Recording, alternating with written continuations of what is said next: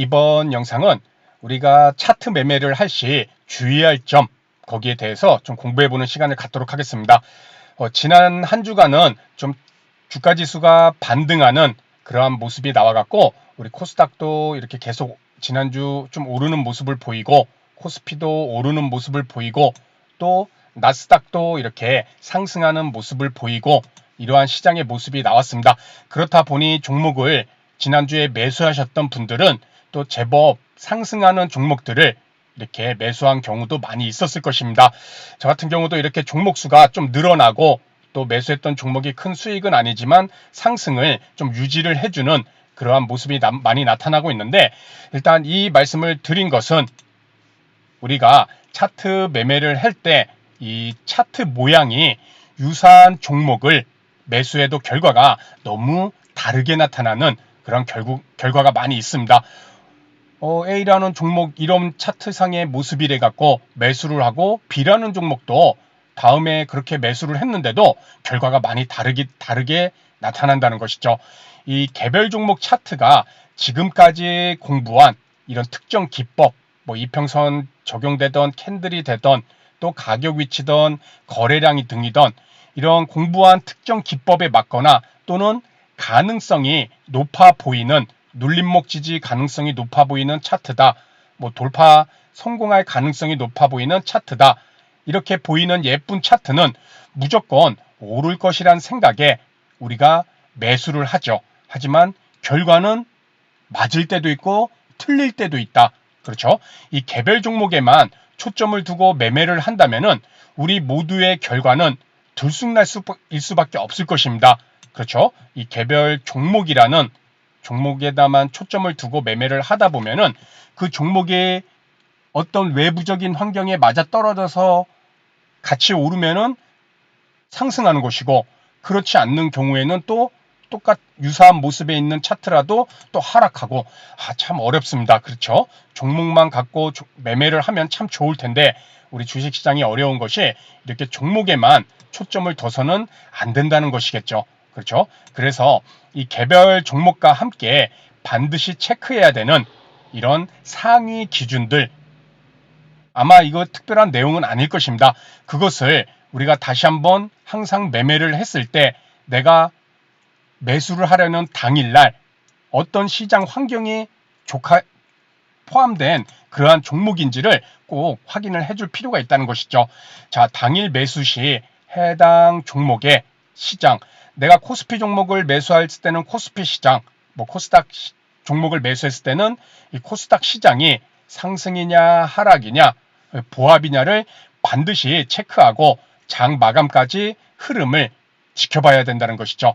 그래서 개별 종목에만 초점을 둘 것이 아니라 첫 번째는 이 주가지수, 우리는 항상 머릿속에 갖고 있어야 될 것입니다. 생각외로 내가 종목만 잘 고르면은 수익을 낼 수 있겠지, 이렇게 생각하신 분들도 많이 계실 텐데, 많은 종목들은 물론 그 중에 주가지수와 반대로 되는 그러한 종목들도 분명히 있을 것입니다.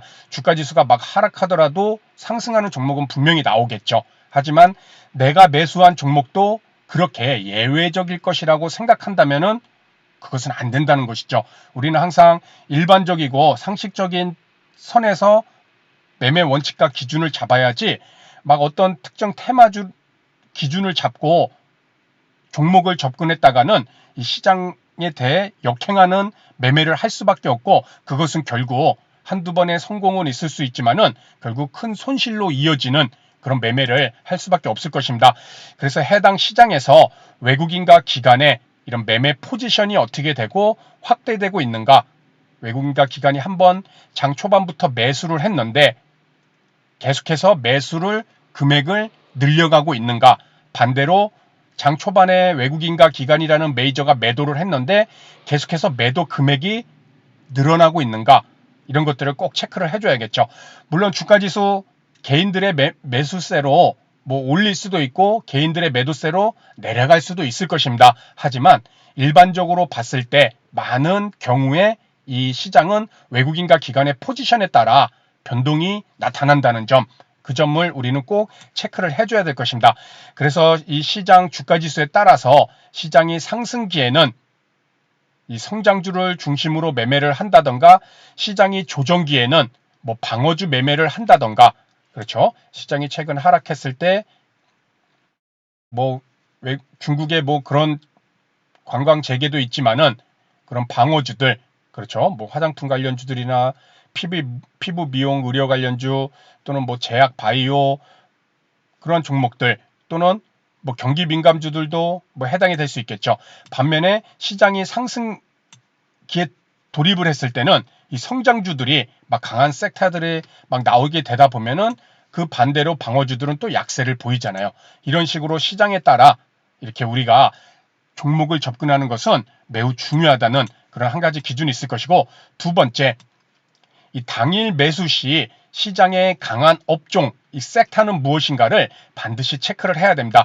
이 주가지수와 함께 업종, 이 섹터를 봐야 된다는 것이죠. 시가총액이 큰 대형주 중 이렇게 상승하는 종목들의 섹터를 체크하면은 그날의 돈이 몰리는 업종과 그 업종 중에서 개별 종목을 선택하는 것이 상승 확률이 매우 높습니다. 자, 그 얘기는 우리 당장 금요일 날에, 그렇죠? 금요일 날에 보게 되면, 그렇죠. 삼성전자가 6.13%나 상승이 나왔습니다. 아, 대단한 거죠. 그렇다 보니 삼성전자와 연계된 IT 반도체, 이 소부장주들이 좋은 흐름이 나왔죠. 그렇죠. 이런 뭐 하나마이크론도 막 상한가를 가고 이런 대단한 모습이 분명히 나왔습니다.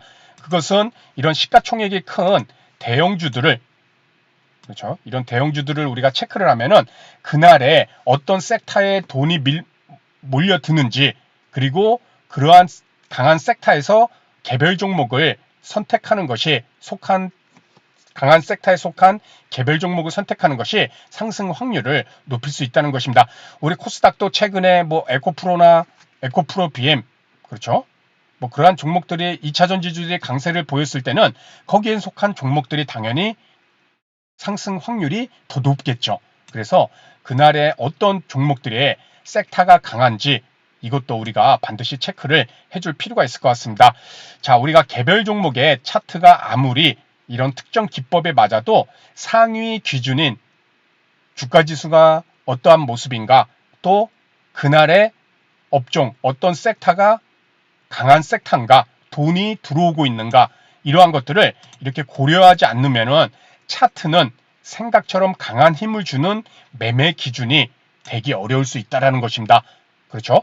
우리가 참 오랜 기간 동안 힘들게 차트에 대해서 공부를 하고 막 이렇게 했는데 주가 지수가 맞아떨어지지 않거나 또는 섹터가 강한 섹터가 아니라면은 우리가 공부했던 그런 차트 모습이 아무리 특정 기법이나 아무리 예쁜 차트라 하더라도 그것은 우리의 기대와는 달리 상승 흐름이 그렇게 강하지 못하고 오히려 공부했던 그러한 차트 속에서 손실도 분명히 나타날 수 있으리라 생각됩니다.